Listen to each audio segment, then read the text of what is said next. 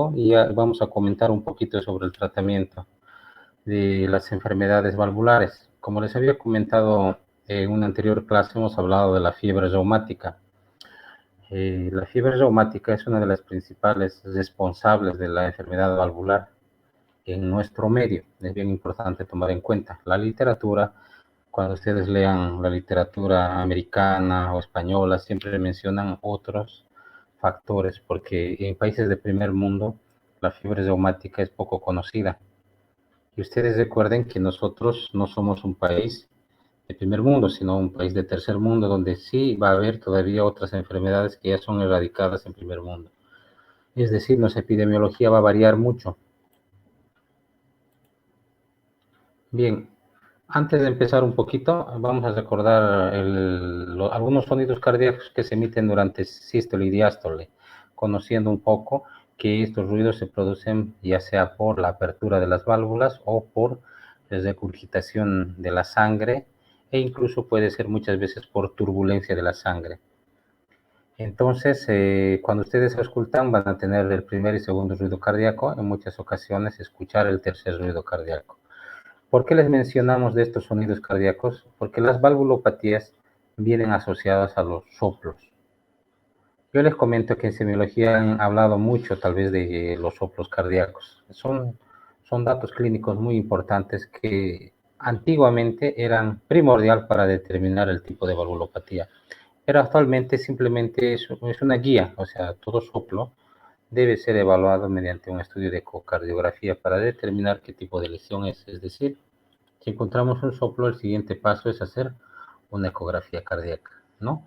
¿Dónde debemos auscultarlo? Tenemos entonces el foco aórtico, el foco mitral, el foco tricuspidio, ¿no? Entonces vamos a tener el foco accesorio también de ERP. Tenemos los focos donde normalmente han aprendido ustedes a auscultar. Toda evaluación de paciente cardíaco tenemos que auscultar para determinar si el paciente tiene un ritmo de galope, tiene taquicardia, bradicardia o tiene un soplo. Si un soplo es localizado, si un soplo es irradiado.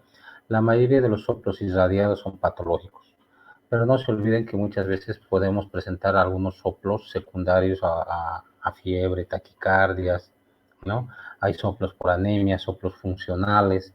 Entonces, cuando nosotros hacemos evaluación de un soplo, tenemos que hacer una evaluación íntegra de un paciente, no solo abocarnos a pensar que estamos frente a una valvulopatía.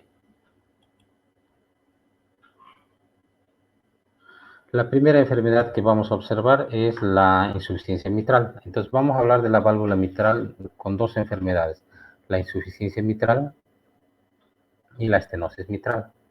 La insuficiencia mitral es una enfermedad que puede producirse en forma aguda o en forma crónica. En forma aguda, les doy un ejemplo. Una persona que presenta un infarto de miocardio. Hay una alteración en la circulación de los músculos papilares, por lo tanto, puede haber una falla valvular y secundario a eso una insuficiencia mitral aguda. Otro ejemplo que les puedo dar es muy frecuente y se ha visto en accidentes por ejemplo, con una caída de una persona de un segundo piso, tercer piso, caen y las válvulas por la caída se van para arriba y se producen lesiones a nivel de las válvulas. Esos son cuadros agudos. Y ejemplos de cuadros crónicos. Los cuadros crónicos, como ejemplo, tenemos el Chagas, donde todo el corazón se agranda y las válvulas se van alejando y produciendo una insuficiencia valvular por no lograr cumplir con su función. Etiología de la insuficiencia mitral, que también la llamamos regurgitación mitral, ¿no? Acá tenemos número uno la reumática, que es la que hemos mencionado siempre, un mixomatosa, poco frecuente, prolapso de la válvula mitral, que muchas veces es adquirido o kinético, las endocarditis bacterianas que nos pueden provocar regurgitación mitral, la dilatación del anillo mitral, que generalmente ocurre cuando se crece todo el corazón. Es muy frecuente tomar en cuenta la enfermedad de Chagas. Calcificación mitral, que se puede dar con la vejez. Disrupción de cuerdas, el ejemplo que les había dado por un infarto. dilatación del ventrículo izquierdo secundario a un infarto o también por una enfermedad de Chagas. Entonces son patologías que van a provocar que se produzca la regurgitación mitral. Acá tienen una imagen de lo que es una válvula. Entonces van a ver en la parte inferior, donde ven la válvula mitral, y en la parte superior, vamos a colocar. Acá van a observar el ecocardiograma, donde nos va indicando los lugares donde se van a encontrar, en este caso, la válvula, ¿no? Entonces ahí tienen un ecocardiograma que también les había prometido mandarles un video de un ecocardiograma, ya lo tengo, lo voy a pasar para que tengan ustedes también. He buscado un estudio que sea un poco más concreto y al grano. Entonces acá ustedes pueden observar que se encuentra en el ecocardiograma las válvulas, ¿no? Es una idea de lo que van a tener, cómo se puede observar en un ecocardiograma la válvula mitral. Cuadro clínico de la regurgitación mitral. Entonces, ¿qué pasa cuando la válvula no es funcionante? El paciente va a tener signos de insuficiencia cardíaca, o sea, disnea, ortopnea, insuficiencia del ventrículo izquierdo, disnea, pero en su mayoría de los casos, cuando la válvula es insuficiente, el paciente va a tener mucha congestión en la aurícula. La aurícula izquierda va a congestionar, se va a congestionar las 4 venas pulmonares, va a provocar hipertensión del capilar pulmonar y finalmente va a provocar edema agudo de pulmón. Edema de pulmón es una complicación de un paciente con regurgitación mitral. La regurgitación mitral va a provocar edema agudo de pulmón por aumento de la presión del capilar pulmonar. Ahora, al examen semiológico, ¿qué datos clínicos vamos a encontrar? Entonces, ¿qué tipo de soplo es frecuente en un paciente con regurgitación mitral? Van a auscultar un soplo más en sístole. Es un soplo que va a irradiarse a la axila. Entonces, recuerden que todos los soplos irradiados son patológicos. Los soplos no irradiados pueden considerarse soplos, en este caso, fisiológicos, ¿no? Es decir, que van a ser secundario a fiebre, secundario a taquicardia, los soplos no irradiados. El soplo será en toda la sístole o lo sistólico. Puede existir aumento del primer ruido cardíaco y muchas veces puede haber un tercer ruido, ¿no? Cuando existe un tercer ruido, generalmente pensamos que hay un cierto grado de gravedad. ¿Cuál es la forma de evaluar esto? Mediante un ecocardiograma. Entonces acá ustedes pueden observar en un ecocardiograma donde se ve en color cómo la sangre pasa de la aurícula al ventrículo y hay una coloración diferente en el ventrículo que está de color amarillo. Entonces, complicación importante, edema agudo de pulmón. Ahora, estamos hablando de un cuadro que se ha presentado en forma súbita, es decir, un cuadro agudo. Muchas veces las valvulopatías en forma crónica pueden ser medicadas en el caso de que nunca se haya logrado hacer un tratamiento quirúrgico. Toda lesión valvular, jóvenes, toda lesión valvular actualmente se repara en forma quirúrgica. Se hace la valvuloplastía, es decir, y nosotros no tenemos la accesibilidad completa a este tipo de cirugías en nuestros hospitales, pero sí en los seguros. Los seguros van a presentar mayor prevalencia de pacientes que han sido recuperados de esta enfermedad. En el caso de los pacientes, por ejemplo, que van a los hospitales municipales, a los hospitales de tercer nivel, no tienen la accesibilidad de realizar una valvuloplastía. La valvuloplastía es el tratamiento de elección para cualquier valvulopatía. Acá en esta diapositiva les voy a mencionar lo que es el prolapso de la válvula mitral. El prolapso de la válvula mitral, jóvenes, puede presentarse secundario a algunos procesos degenerativos. Muchas veces hay enfermedades que hacen, o sea, que los pacientes lo presentan de nacimiento, es decir, son enfermedades congénitas que muchas veces se encuentran en diagnóstico casual. Les doy un ejemplo, muchas veces tienen un futbolista que se desmaya, entonces, y nosotros intentamos hacer una evaluación, el diagnóstico será un síncope en estudio, entonces empezamos a estudiar si es un síncope cardiológico, si es un síncope neurogénico, buscamos la causa del síncope, entonces en ese paciente futbolista lo que se hará será un electrocardiograma, un Holter, y un ecocardiograma, es decir, el ecocardiograma es base. ¿Ya? Una radiografía de tórax no nos va a dar ningún diagnóstico, solo una idea si hay cardiomegalia o no hay. El tener un diagnóstico concreto en cardiología tiene que ser siempre a base de un ecocardiograma, donde vamos a poder determinar si hay una lesión.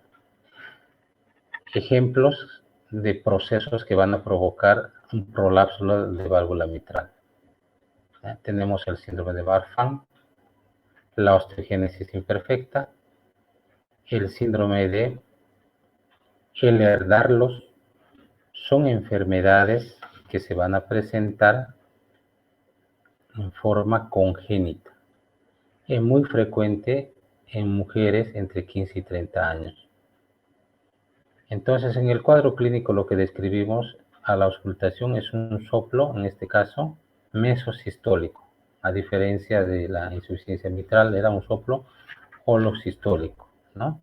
Estas válvulas que no son normales, muchas veces son frecuentemente asiento de endocarditis bacteriana, ¿no? Es bien importante mencionar que su tratamiento será la valvuloplastia, un reemplazo de la válvula, en este caso, mitral.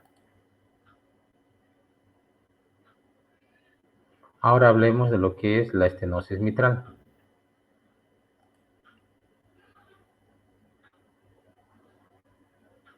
La estenosis, a diferencia de la insuficiencia, va a ser una obstrucción, es decir, la válvula no va a permitir el pasaje de la sangre, en este caso, de la aurícula izquierda al ventrículo izquierdo.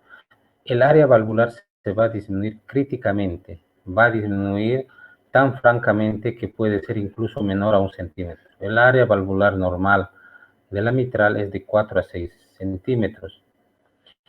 Es muy frecuente esto en la fiebre reumática. Hemos hablado que la fiebre reumática se presenta generalmente en niños, rara vez entre 15 a 30 años. Les doy un ejemplo. Si un niño se enferma de fiebre reumática a sus 7, 8, 10 años, puede presentar en este caso la enfermedad valvular 15, 20 años después, e incluso algunos años, es decir, una complicación secundaria, ¿no? Es decir, se presenta acá, dice en la diapositiva, en mayores de 20 años, es decir, un tiempo después de la fiebre reumática. Síntomas: disnea y el edema pulmonar, muy parecido a los síntomas de la insuficiencia mitral. A diferencia de la insuficiencia mitral, en este caso la aurícula izquierda va a ser una mega aurícula, va a ser una aurícula gigante. ¿Por qué? Porque la sangre no tiene la capacidad de pasar de aurícula a ventrículo y pasa con mucha dificultad.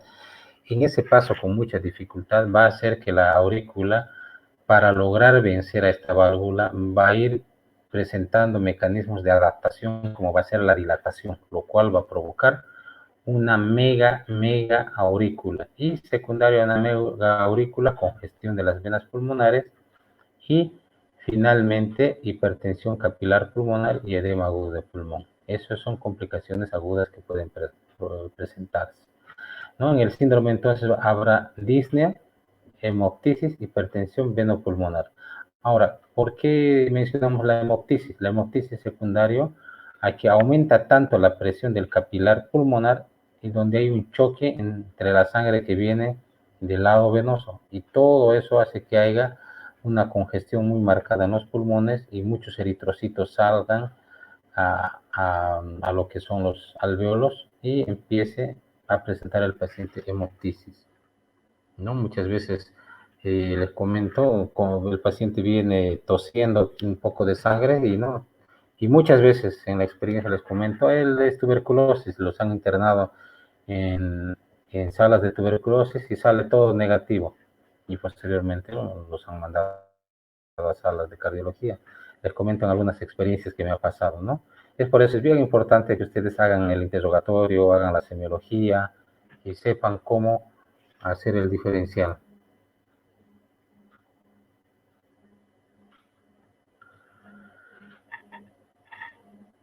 Cuadro clínico de la estenosis mitral. El paciente, en este caso, va a tener un soplo diastólico. En el anterior habíamos mencionado que el soplo era sistólico, ¿no? Va a haber un pequeño chasquido de abertura, va a haber un soplo, en este caso, diastólico, puede ser mesodiastólico, retumbante, es fuerte el soplo. Es bien importante conocer el soplo, que este soplo va a ir acompañado muchas veces de, es decir, este soplo se escucha mucho mejor durante la inspiración forzada, lo que llamamos las maniobras de Valsalva. Este soplo se lo conoce con el nombre de soplo de Graham Still. La mayoría de nuestros pacientes con estenosis mitral van a presentar como complicación hipertensión pulmonar y secundaria a la hipertensión pulmonar, que ha sido secundaria a la hipertensión del capilar pulmonar, va a presentar insuficiencia cardíaca derecha. Y secundaria a la insuficiencia cardíaca derecha, termina con una insuficiencia cardíaca global.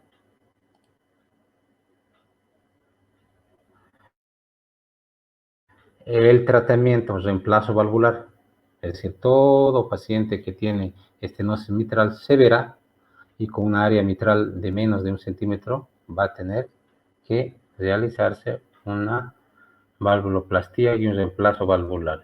Acá les menciono un poquito que como criterio se tiene a la estenosis severa. ¿Qué pasa cuando la estenosis es leve, moderada?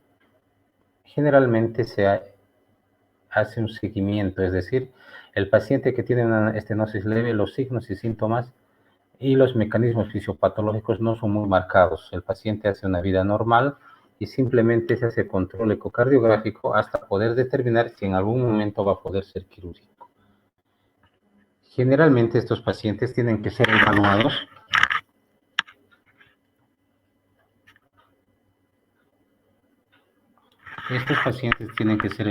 mediante procedimientos de ecocardiograma.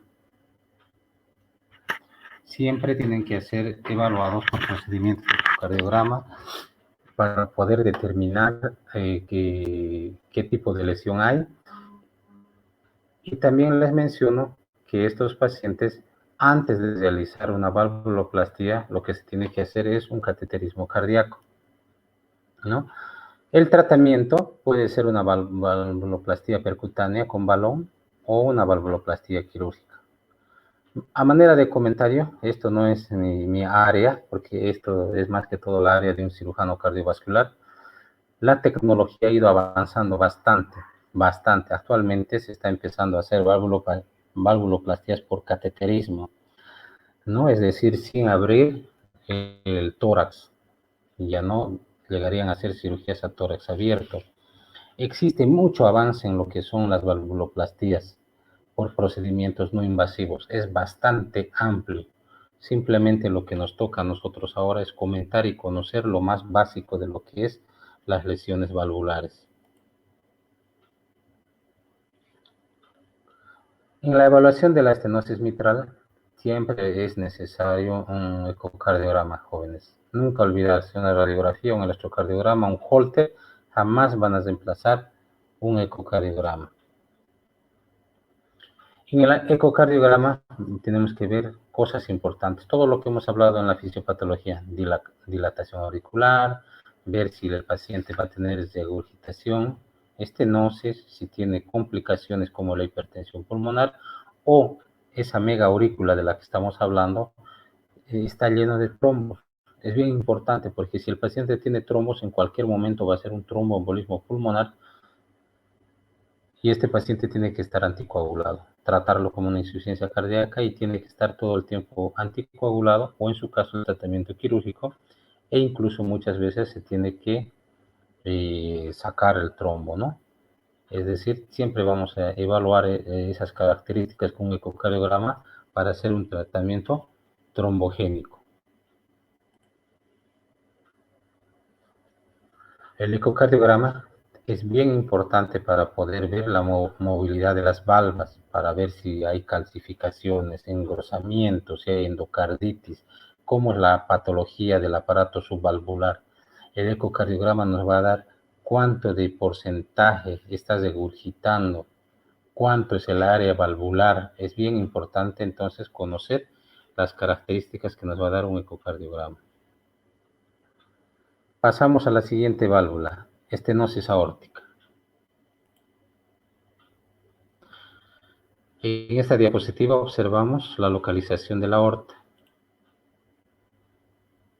Bien, ahora vean, comparen con la anterior diapositiva. Ahí está la aorta. Vamos a buscar el lápiz. Ahí está la válvula. Ahora vemos acá.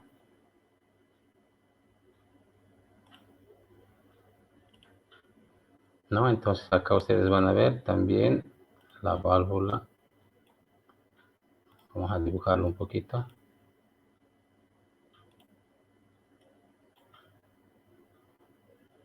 Queda, ¿no? Ahí tienen a la válvula,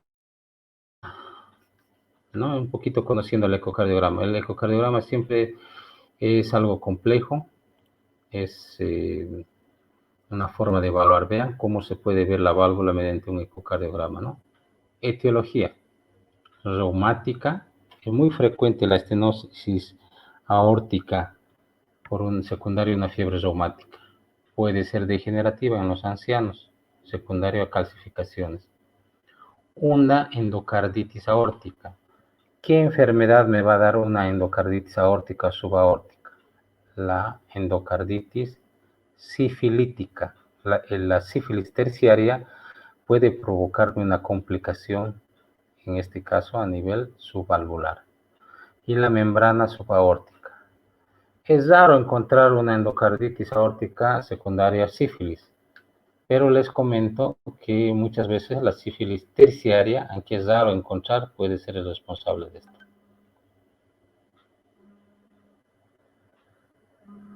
Bien, es bien importante mencionar, como hemos hablado en la válvula mitral, el área valvular, cuando es el área es crítica, cuando el área es,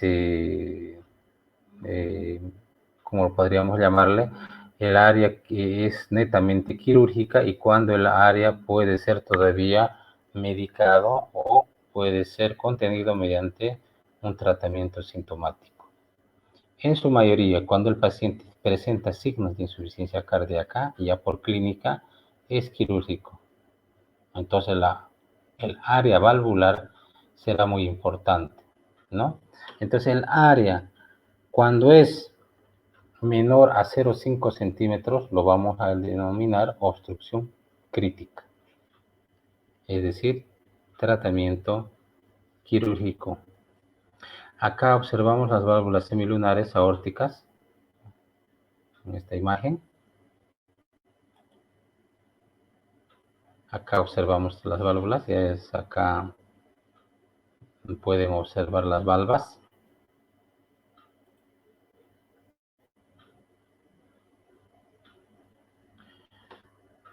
Vean acá entonces algunas características de las valvas, ¿no? Las características entonces de la estenosis aórtica, ya sea secundaria a enfermedad reumática o en su caso por etiología sifilítica o secundaria a un proceso degenerativo, vamos a observar engrosamiento, calcificación, movilidad de las válvulas.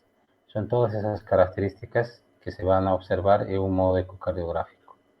El área valvular, los cambios secundarios, toda estenosis aórtica como complicación tiene la hipertrofia ventricular concéntrica. El ventrículo izquierdo va a presentar la hipertrofia concéntrica. Entonces eso se evalúa mediante un estudio de ecocardiograma.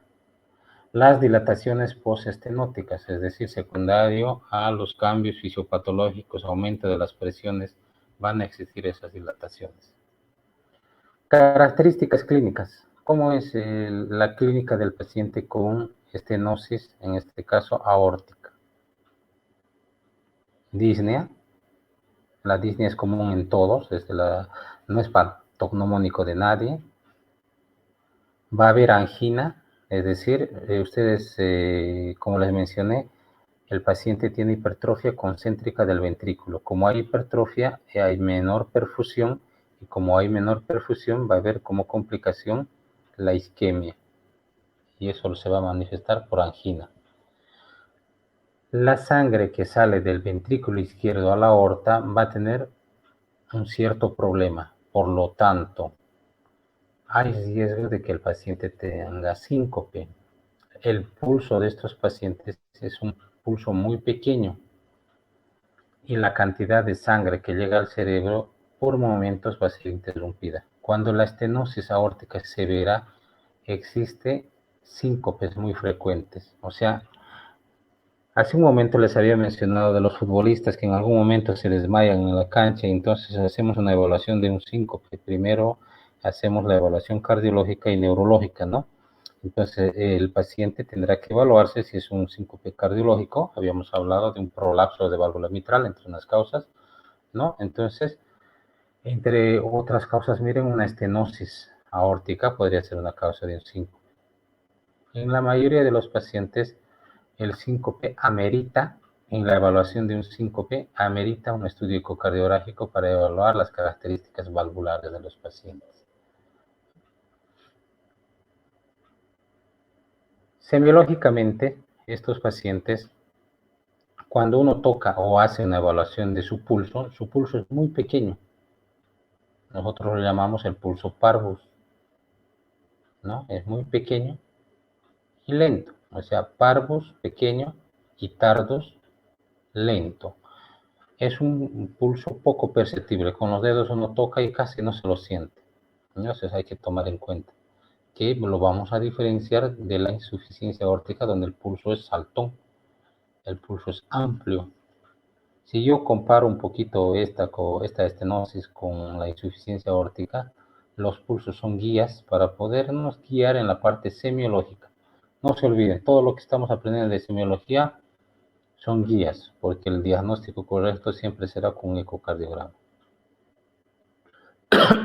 El soplo será sistólico, eyectivo, muy semejante, en este caso, a el soplo de la insuficiencia mitral. ¿Qué hallazgo vamos a encontrar en el electrocardiograma? El electrocardiograma se va a observar signos de hipertrofia del ventrículo izquierdo. Bien, aquí tenemos un ecocardiograma donde se ve el área valvular, se ve el área de la válvula aórtica. Entonces, llamamos la área crítica cuando es menos de 0,5. Acá, como un ejemplo, la área se ha medido 1,4 centímetros. Escala de severidad de la estenosis aórtica. Acá entonces tenemos ustedes la leve, moderada, severa y severa. Es una escala que se utiliza mucho para poder determinar cuándo el tratamiento es quirúrgico.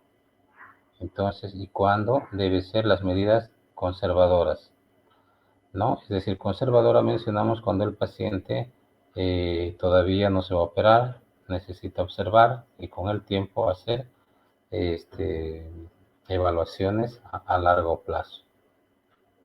Acá, ahí vamos a buscar el lapicero.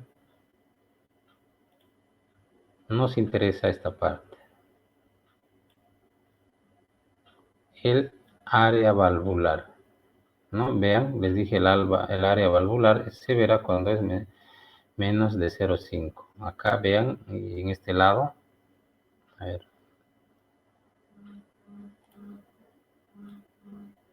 Perdón.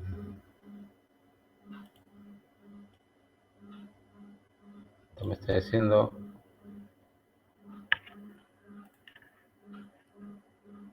Ya, ahora sí.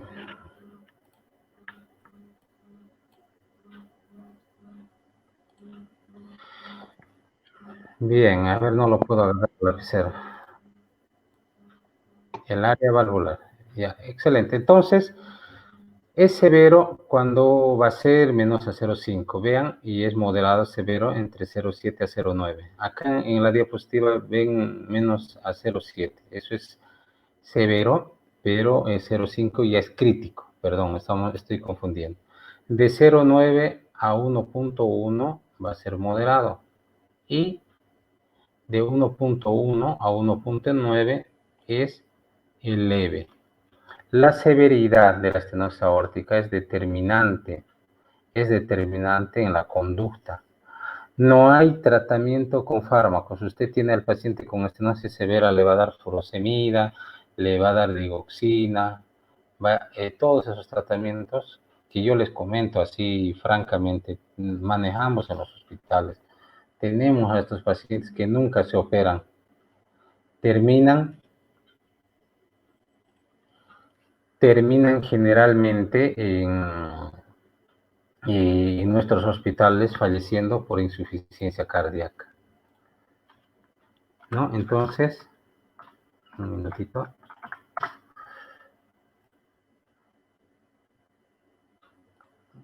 A ver. Entonces es bien importante conocer esas complicaciones que en nuestro medio no lo logramos resolver, ¿no? No lo logramos resolver. Insuficiencia aórtica. ¿Qué es la insuficiencia aórtica? ¿Cuál es la característica semiológica?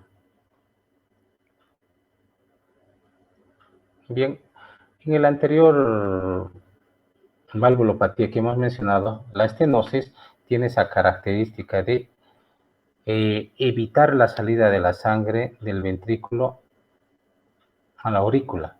En este caso la sangre sale sin dificultad, pero no cierra adecuadamente. Por lo tanto, la sangre sale a la aorta y vuelve a ingresar nuevamente. Es decir, la velocidad de salida de la sangre va a formar un pulso amplio y no, como vuelve nuevamente al corazón la sangre, amplio y rápidamente se lo va a perder.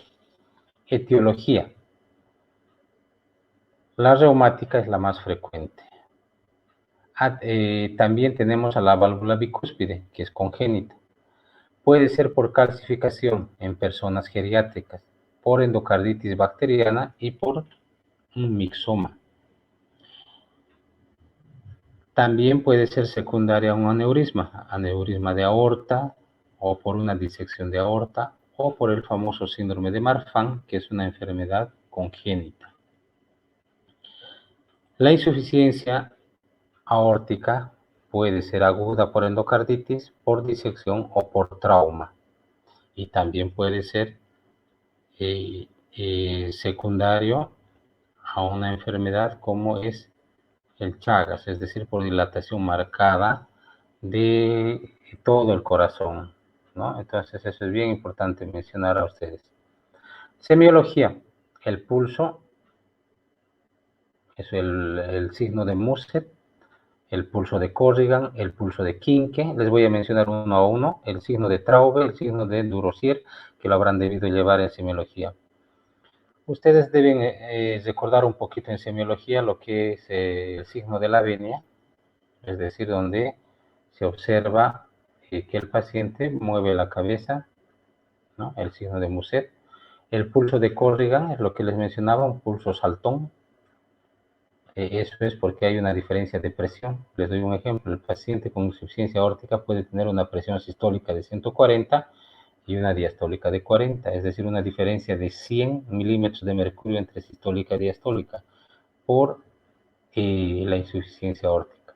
En cambio, en la estenosis aórtica la presión puede ser 80, 60, es decir, una diferencia de 10, de 20. Es un pulso más pinzado. En cambio, en la insuficiencia aórtica el pulso es muy divergente. Eso nos va a dar un pulso amplio y que rápidamente desaparece. Es el pulso de Corrigan. Y el otro es el pulso de Quinque. Ustedes cuando se evalúan a un paciente, toquen la yema de los dedos y van a sentir el pulso de estos pacientes. Es decir, el pulso normalmente no se siente en las yemas, ¿no? Existen muchos signos y síntomas que en semiología se lleva, que es muy bonito para conocer la insuficiencia aórtica, pero les soy franco, ya en cancha viendo con estos pacientes es la clave un buen ecocardiograma. Sin ecocardiograma no llegamos a nada, nos quedamos con la parte semiológica, ¿no? Entonces ahí mencionamos también bueno, los otros signos y síntomas. El soplo será un soplo diastólico. Eh, el paciente generalmente va a tener un soplo irradiado, puede ser irradiado también a la axila. Entonces, todos los soplos que estamos mencionando en estas enfermedades valvulares son soplos irradiados. Este famoso soplo se le conoce como el soplo de Austin Flint, que lo habrán debido llevar también en semiología. Pero en lo que a nosotros nos respecta en la materia es entender cuándo se debe evaluar las conductas quirúrgicas, qué se debe hacer para que un paciente tenga un diagnóstico adecuado. Por ejemplo, en este caso, si un paciente tiene una insuficiencia aórtica, ¿cuáles son los estudios básicos que se debe hacer? Electrocardiograma, radiografía de tórax, un ecocardiograma. Posterior a un ecocardiograma, el paciente tiene que hacer una cineangiocoronariografía para poder evaluar cómo está la circulación coronaria. Posterior a eso, recién se va a evaluar un tratamiento quirúrgico. El tratamiento quirúrgico será una forma de resolver esta enfermedad.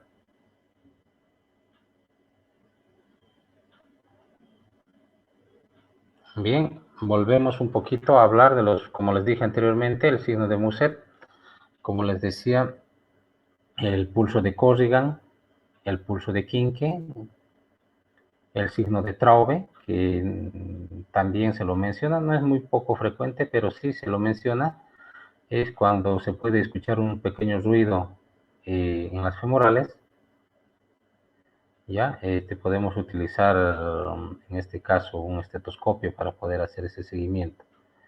El signo de Durocier también se puede sentir en la femoral, ¿no? Es un soplo en vaivén que lo menciona la literatura. Yo les comento en general, en la parte semiológica nunca he hecho un seguimiento de estos signos, pero sí diremos a nivel cardíaco, donde posterior a encontrar un soplo, hemos hecho el seguimiento con el ecocardiograma, ¿no? Los soplos son guía importante para nuestro diagnóstico en cardiología. Un soplo nos va a dar guía que nosotros debamos o no pedir, en este caso, un estudio ecocardiográfico. Es el pilar fundamental para poder evaluar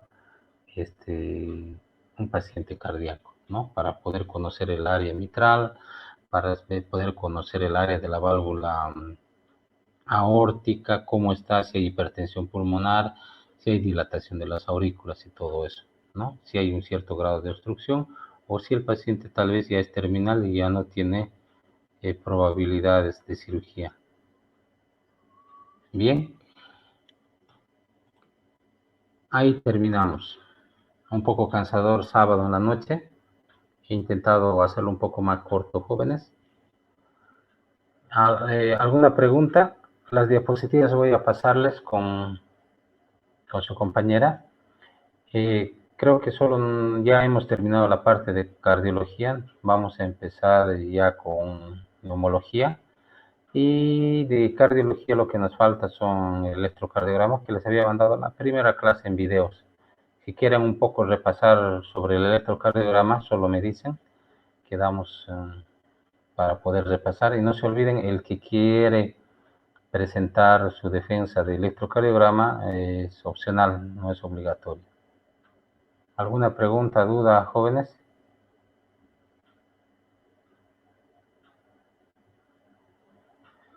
Mauricio, solo se hace seguimiento nada más, hacer evaluación si hay signos y síntomas. Cuando son leves, en su mayoría van a ser candidatos a cirugía.